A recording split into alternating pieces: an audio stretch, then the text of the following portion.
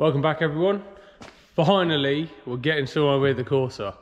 So hopefully stay tuned in. You might learn a little something on primer and hopefully we'll get all these panels done today. So, as we can see, both doors, the tailgate is done. So let's just grab the tailgate quickly. Put it up on this trestle.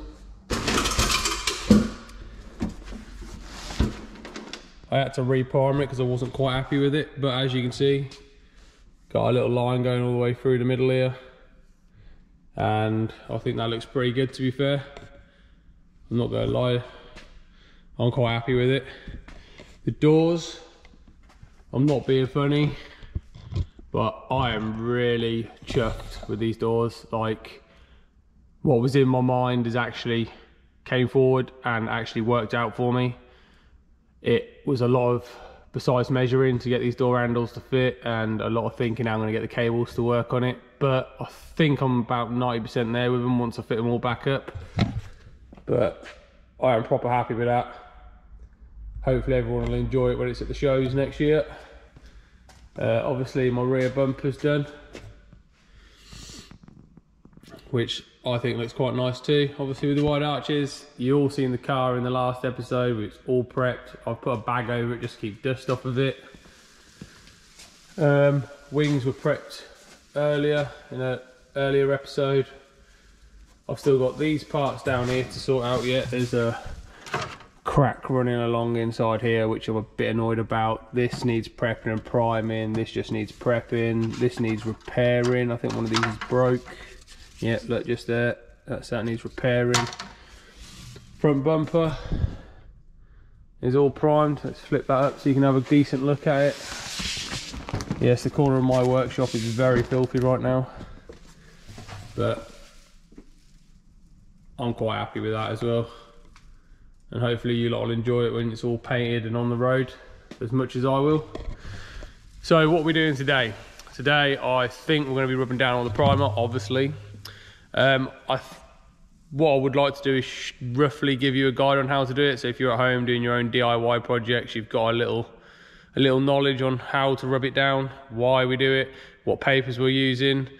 So with that, I'm going to get a door. I'm going to put it on this trestle and move this tailgate because I think a door is going to be the easiest item to show you what to do. So we'll use the clicky fingers and we'll put a door on there. So door's on there. Might have to find a taller bin so you can see this, but so first off we're going to use some aerosol can just to put a guide coat over the top of it so we know where we're rubbing down.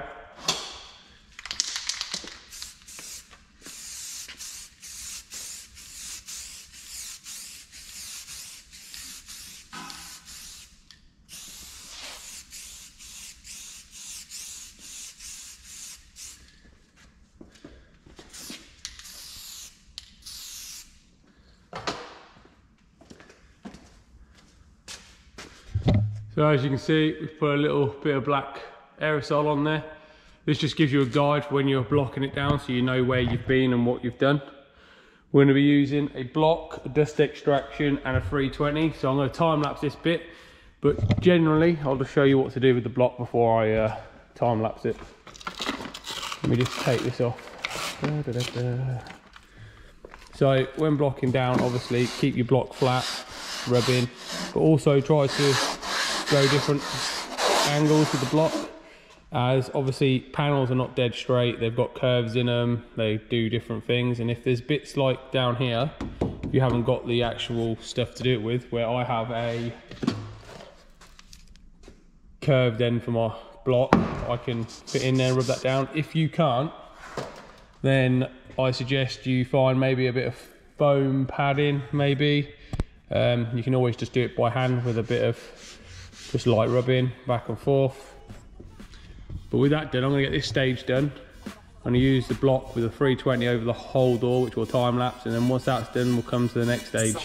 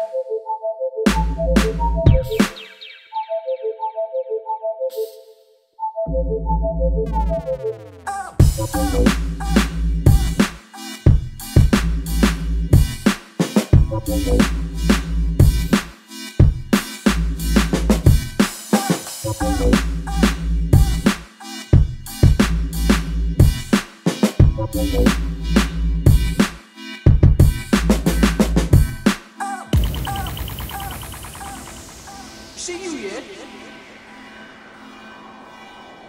I'm gonna fuck you up. You're gonna come up here like you're mad. I'm gonna fuck you up, blood.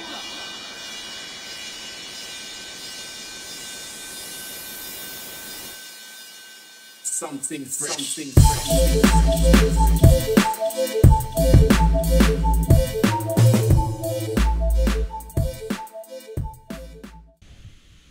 So we're all rubbed down with 320, right? Sometimes you'll obviously miss little bits. There's like a little imperfection, which the little black paint shows up. So there's a little chip kind of thing left there. So obviously once I've blown it off, I'm going to put some stopper in there. Just 1K stopper. If I find any other little bits, I'll do that.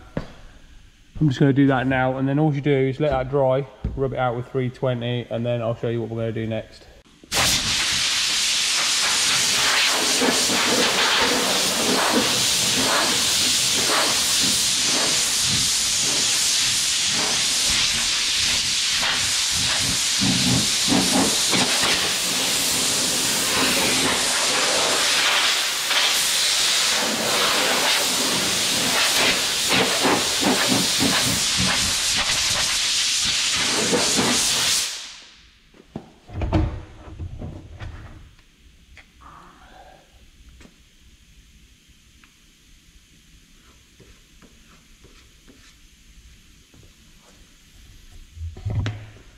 So all blown off, and I've put my little bit of stopper in. I'm just going to go around the whole door now, see if there's any other little maybe pinholes that might have came through with the filler that I might have missed, or if there's any other little imperfections I want to fill in quickly.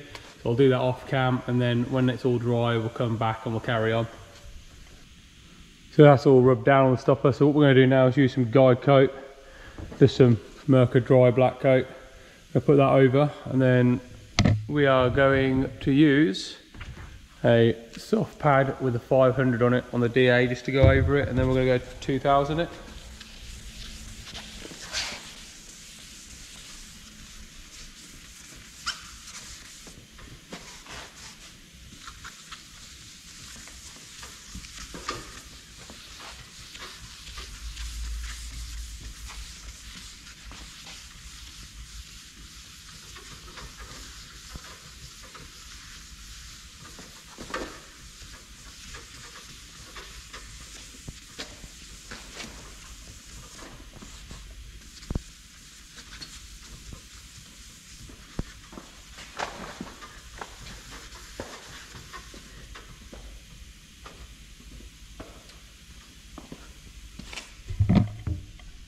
So the dry coat's on it, we'll time lapse the next bit. Literally, I'm just going to use the DA, go over it till all the black dry coat is off, and this just takes out the 320 scratches and may show up some smaller pinholes that you may have missed at some point. So we'll do that now.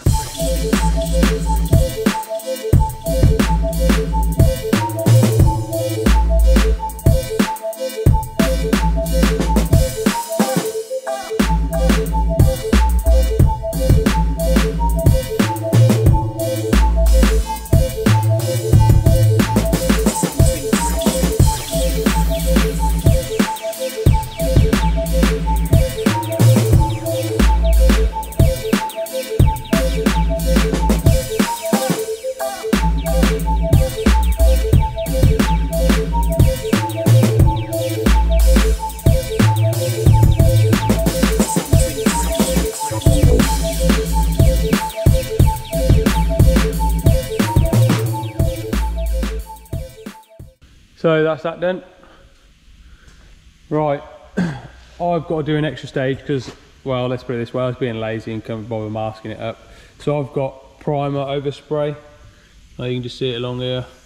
Obviously inside the shirts, around in here. So I'm just going to use a bit of Soft Pad 500, which is this gold Soft Pad. I'm just going to scotch all that down, well, rub all that down quickly, just get rid of it, and then we'll hop on to the next stage, which is literally just going over the primer. Same way with the DA 500, but with a 2000 pad. I did have one here. Oh, there it is. Then we're just going to go over it with a 2000 pad, just to smoothen out that little bit extra, ready for paint. And then any bare metal bits like this, I will put some 1K hex primer on it, which I will show you when we get to there. So I'm just going to rub this down quickly and then I'll be back.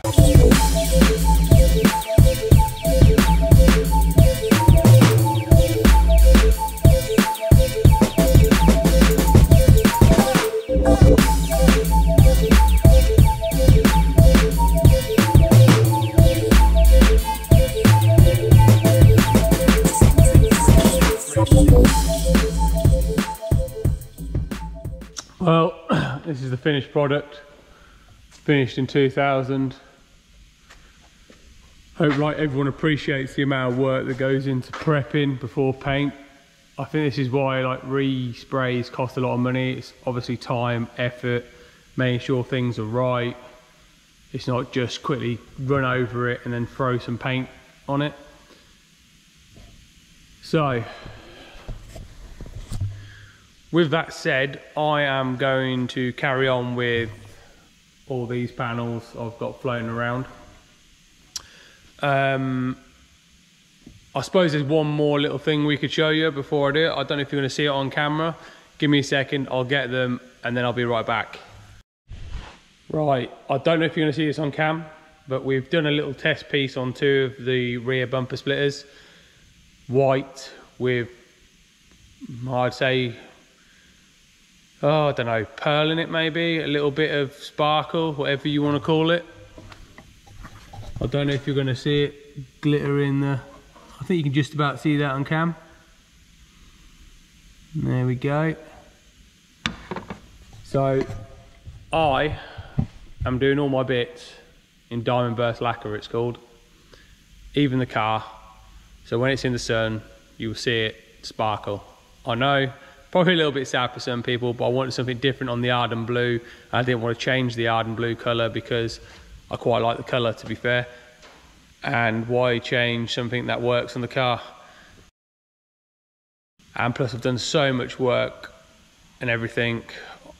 To do a whole colour change for something I probably wouldn't be happy with, I'd have to drop the engine out, prep all the engine bay. It just seems like a lot of work. So we're going to stick with Arden Blue. And we've just gone a little bit different with the lacquer, and hopefully it comes out what I'm hoping it comes out as, and it looks nice when the sun's hitting against the car. I think we're going to end the video here because I've just got a lot of prep work to do, and I'm sure you don't want to sit here for 15-20 minutes watching loads of time lapse of me rubbing down primer. So in the next episode, I'm hoping I would have the money for a new bonnet so I can start a bonnet conversion on it. Well, not conversion, but a little mod on the bonnet to have an air vent in it. I don't want to do the RS vents as I've shown you before. We are putting a mini vent in the front, and I'm hoping that's going to work and look nice as well. Obviously, you've got the line that goes down the centre of the bonnet, which is probably going to be pretty hard to keep in there, but I'm going to give it a go. So with that said, I hope you enjoyed the video. Please don't forget to like and subscribe, and please share with all your VXR lovers out there and help this channel grow and help the car project and car scene grow. With that said, thank you very much. Take care. Peace out.